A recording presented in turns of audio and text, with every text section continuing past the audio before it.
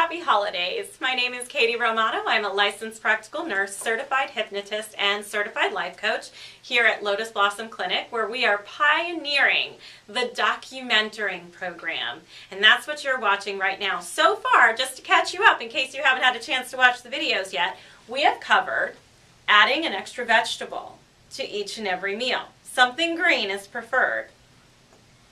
We talked about what should be on your plate and what size your plate should be in number 2.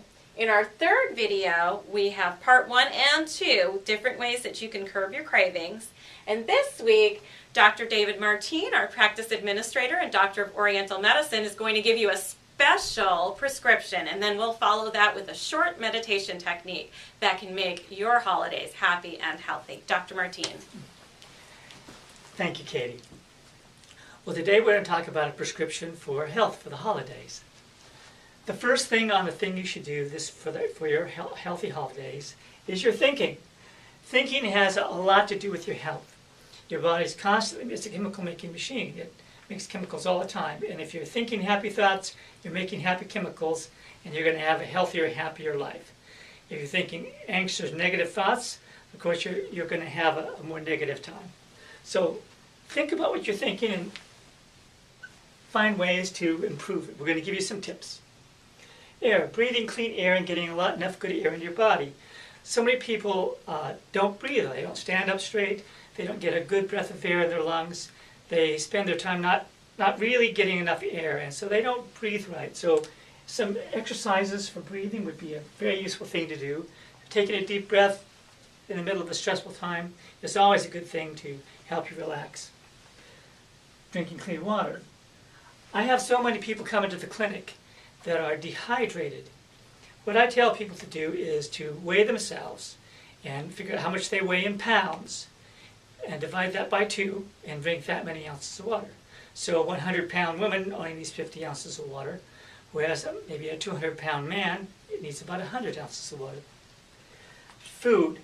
Eating the right foods is always good, but eating the right amount of food is also important. It's like overstuffing a washing machine. If you put too many clothes in it, it's not going to wash your clothes. And the same thing with your digestive system. If you overload it, you're not going to properly digest your food. It's going to hurt your system. It'll make you feel worse in the long run. So eating more moderate amounts of food this season. Getting good exercise. Exercise is really important. I don't mean going crazy, running miles and miles, which is fine if you can do that, but just taking a walk after dinner with your wife, doing some simple things that can just help get your blood flowing and get energy in your body. The last thing I want to talk about is supplements.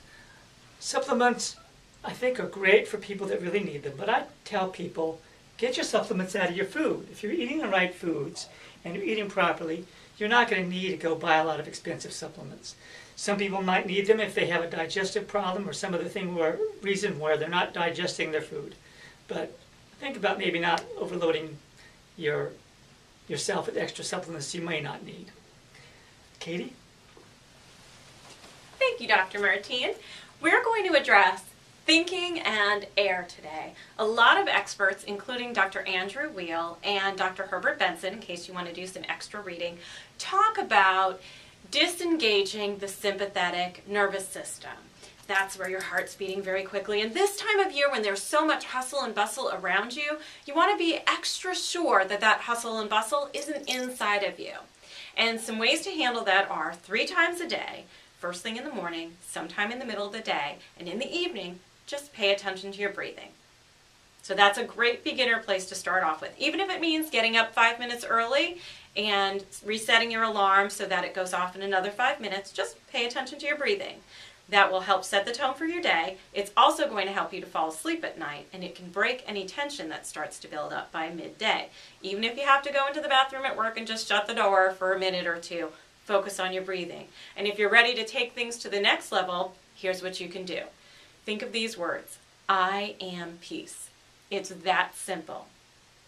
Practice with me. Just close your eyes, and as you're inhaling, think of the words, I am peace. And imagine that you're filling with peace. And as you exhale, think of those words, I am peace. And imagine that peace just moving out into the room around you. Now I know that when we exhale, we're exhaling about 16% oxygen. I think we breathe in something like 22. So imagine that you're breathing in that peace, taking it into your body, nourishing your cells, and as you're exhaling, you are sharing that peace with the world around you. So practice that again. I am peace. Filling with peace and exhaling. I am peace. Practice that. Do it often and enjoy having a healthy holiday season. We'll see you next week.